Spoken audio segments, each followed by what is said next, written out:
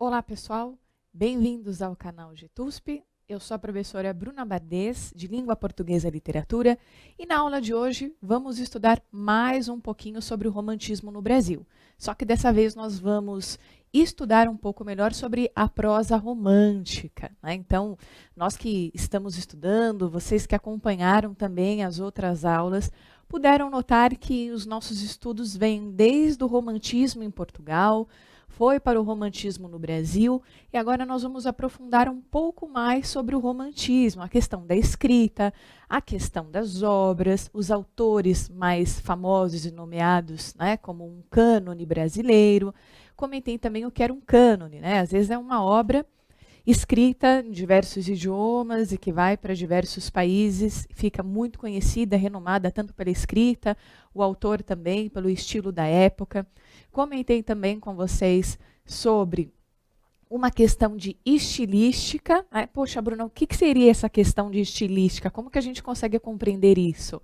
A questão de estilística é o modo que o autor escreve aquele livro. Como que ele vai abordar aquela situação? Será que é relacionado com o tempo vivido? Sim. Será que é relacionado com as questões particulares dele? Muitas das vezes também nós vamos perceber que isso ocorre. Então, na nossa ementa de hoje, nós vamos trabalhar da seguinte forma. Farei uma retomada com vocês sobre o romantismo português. Mencionarei também sobre o romantismo brasileiro, falarei sobre José de Alencar, entraremos com a aula, então, né, propriamente dita, que é o romantismo em prosa. Vamos estudar sobre Joaquim Manuel de Macedo, Manuel Antônio de Almeida e Bernardo Guimarães. Poxa, Bruno, esses livros, esses autores, eu acho que eu nunca ouvi falar. Já ouviram falar, sim. Quem já ouviu falar de Memórias de um Sargento de Milícias? Quem já ouviu falar da Escrava Isaura? E quem já ouviu falar de Iracema? Ah, agora eu sei quem é, né? E uma das dicas que eu dou para vocês é a seguinte. Vamos tentar entender o período, que é o que eu sempre comento. Por quê? Se a gente entende o período, a gente consegue compreender as características. E são essas características que nos ajudam na hora da prova a ter uma melhor compreensão. Às vezes são muitos autores, são 10 livros que nós temos que ler e compreender. Muitos dos alunos acham que, às vezes, é só ler aquele livro e na hora da prova vai perguntar características. Tem alunos até preocupados com a página. Fiquem tranquilos, não é desta forma. Como que aparecem, né, na prova, nas avaliações, 10 livros e que o aluno precisa imbricar, ou seja, precisa relacionar cada um deles? Na maioria das vezes, obviamente, né, não caem esses 10 livros. Mas como isso se relaciona? Pede para nós, né, pedem para vocês na hora da prova, um determinado livro e pede para analisar todos os outros. Então, nós temos que compreender o período histórico, que é o período literário, que eu sempre monto aquela linha com vocês, né, cronológica, que é muito importante. Pede também para relacionar características, porque isso nos ajuda muito. Bruna, então quer dizer que se eu compreender um pouco da história e relacionar um pouco delas, sim, esse já é o primeiro passo. E qual seria o segundo passo? O segundo passo seria compreender como isso funciona. Então, por exemplo, uma característica que tem naquele livro, como que eu vou ver algo de diferente ou algo semelhante? Isso torna uma crítica, nós nos tornamos críticos conforme vamos lendo. Temos algumas interpretações, estudamos sobre a relação da imitatio, né, que não seria uma cópia, assim como a canção do exílio, que é Minha Terra Tem Palmeiras Onde Canto Sabiás. Outros autores, começou com Gonçalves Dias, mas outros autores também beberam das fontes dele para tentar compreender ou relacionar uma relação de amor entre Brasil e Portugal, que foi o que Gonçalves Dias fazia, né, tentava relacionar isso. Então, na nossa aula hoje, vamos abordar essas questões, procuro da melhor forma sanar as dúvidas de vocês, explicar essa compreensão para que quando chegar na hora da prova vocês possam aí acertar de uma forma tranquila e perceber que literatura não é aquilo que fica cansativo, que é ler, ler, ler e, poxa, as questões são imensas, Bruna, às vezes eu me perco, chuto, vou para outra questão. Não façam isso. Porque se a gente compreender, eu sei que muitos alunos têm uma memória fotográfica, tem alunos que têm uma memória mais lógica, né? Então por isso que às vezes fica meio maçante. Procurem anotar, né? Porque o que acontece? Um aluno de uma memória mais exata, ele tem mais dificuldade em humanas, né? Como que ele vai interpretar aquilo? Ou na redação, como que ele vai escrever tanto texto? E chega numa segunda fase da universidade, ele precisa dissertar, ele precisa escrever e explicar. Então, vamos desenvolver isso. Aluno que tem uma memória fotográfica, tentem desenhar, tentem fazer rascunhos, mapas mentais. Eu aconselho fazer muitos mapas mentais, né? Então, puxe uma flecha, isso remete ao quê? Ela mencionou sobre isso. Façam numa folha, deixem guardado aquela reta que sempre estudamos, para que vocês possam compreender. Os de exatas, aconselho anotar já o século e o período e as características principais. Isso pode ajudar vocês na hora. E aí sim, batendo o olho naquela reta, vocês já sabem o que acontece, ok? Falando na reta, né, o nosso próximo slide é exatamente sobre ela.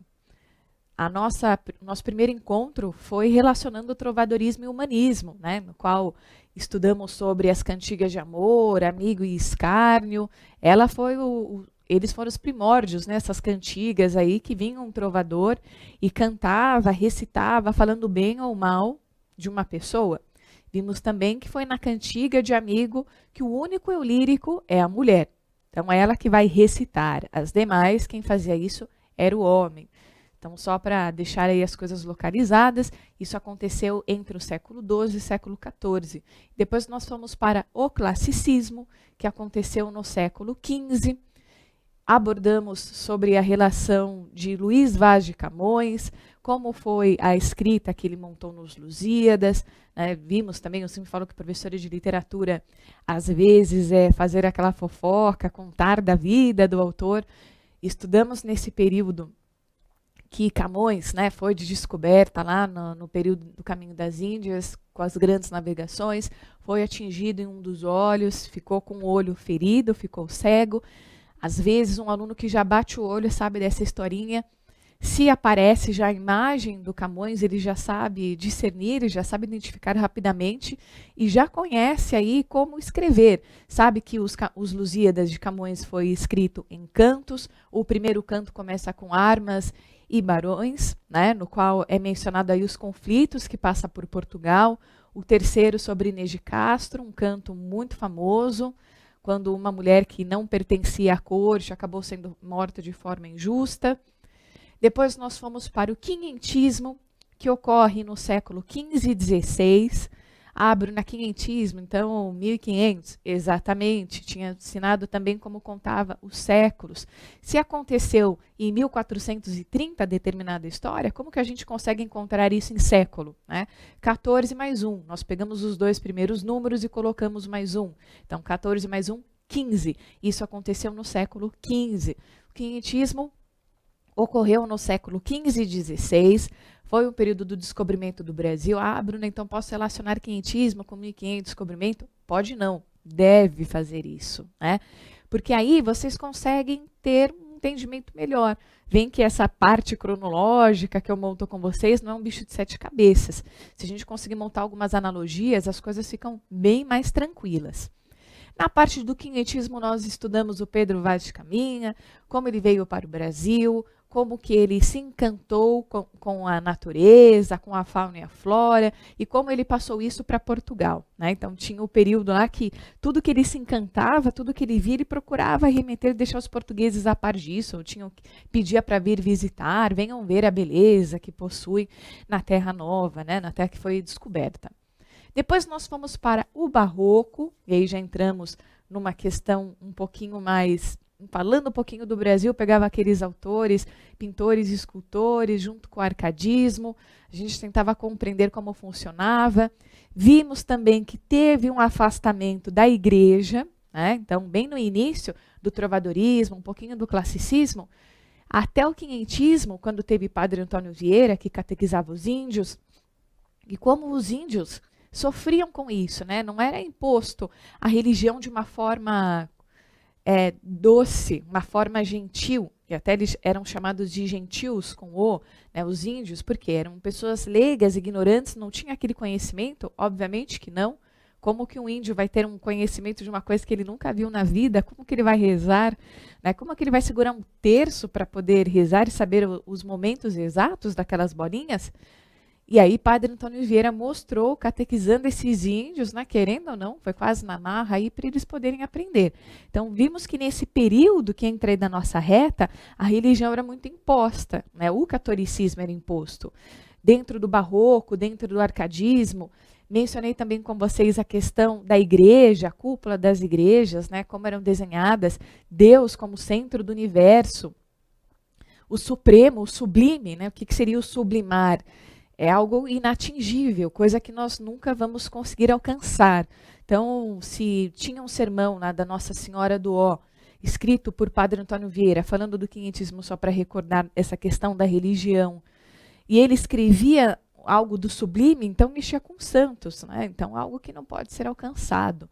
Assim como o teto lá das igrejas que eram abordados e pintados dessa forma. Depois foi para as esculturas, como que era visto isso nas esculturas, as imagens em pedra, as imagens em granito. Então como isso era demonstrado. Então sempre a Virgem Maria, lá na Pietà, que fica no Vaticano, como que Maria, segurando, né, Jesus Cristo, mostrava e demonstrava esse afeto, a questão da fé, a questão do atingível ou não. Vamos para o romantismo em Portugal. Entramos, então, com o romantismo, falamos das coisas de amor e as características, e depois nós fomos para o romantismo no Brasil. E o romantismo no Brasil, nós percebemos que tiveram aí 3 períodos, né, diferente de Portugal. Ah, Bruna, mas tinha essa relação, então, o Brasil bebeu um pouco das fontes de Portugal? Podemos perceber que na primeira geração, sim, teve uma relação de beber das fontes, autores que foram para a Europa tentar estudar e compreender um pouco mais, então eles foram para Paris, foram para Portugal, estudavam sobre, né, e tentavam trazer isso para o Brasil, colocando na própria escrita dos livros. Alguns tinham familiares, né, ou que eram pai e mãe português, vieram para o Brasil, se instalaram no Nordeste ou Norte brasileiro, e dentre esse contexto histórico de vida, o autor também buscou colocar na própria história, colocar no próprio livro. Isso também ocorreu. Recordando mais um pouquinho aí sobre o romantismo de Portugal, para quem quer anotar, deixar essa questão aí do romantismo, porque cai bastante nos vestibulares, e aí o aluno acha que é só uma relação de amor. Ah, é amor, eu já sei. Romantismo é a coisa mais fácil que tem nessa linha. Eu falo de amor, coloco lá uma coisa que o personagem se apaixonou, e eu encontro tais características e ponho. Cuidado, que não é bem assim. Por ser romantismo, a gente acha que só é amor e acha que é muito fácil, às vezes tem algumas características que podem pegar na hora da prova e o aluno ter dúvida, ter uma certa dificuldade para poder abordar sobre o tema. O romantismo em Portugal, então, apareceu lá no século XVIII. Eu havia comentado com vocês também uma relação de questões iluministas, então aí a gente já começa a pensar no poder da razão, isso já vem existindo há um tempo, né, desde a Revolução Industrial, como que isso ocorria, quais as características que poderiam trazer, já que eu, como razão, né, vivendo no século XVIII, não vou aceitar tudo que a igreja vai colocar, eu preciso raciocinar um pouco. Será que isso é mais lógico? Será que não é? Será que eu vou agir um pouco com a emoção? E a arte, ela perde o tom clássico e lentamente pende ao gosto de uma plateia não seleta, ou seja, vamos ver o que vai ser seletivo. A burguesia que mantinha os traços das influências religiosas, o apego ao amor pátrio, né? Então tem essa questão do patriotismo. Se eu sou portuguesa, eu vou ressaltar nos meus poemas, nos meus versos e nos meus textos, vangloriando, né, ressaltando esse amor. O gosto pelas lendas e pelo exotismo das novas terras. Quais seriam essas novas terras? O que aparece? O Brasil, certo? Se eu estou falando de Portugal, com o descobrimento lá no classicismo, que depois foi para o quinhentismo, então já tem aí essa divisão que envolve o Brasil. A admiração pela natureza, então ficaram encantados, né, pelo Brasil. A cultivação pelo novo, pelo mundo dos sonhos, ou seja, então vou ter a questão da imaginação, certo? Pessoal, vamos tomar uma água, um café e já estamos de volta para falar mais um pouquinho sobre o romantismo e chegarmos na prosa romântica brasileira. Até mais.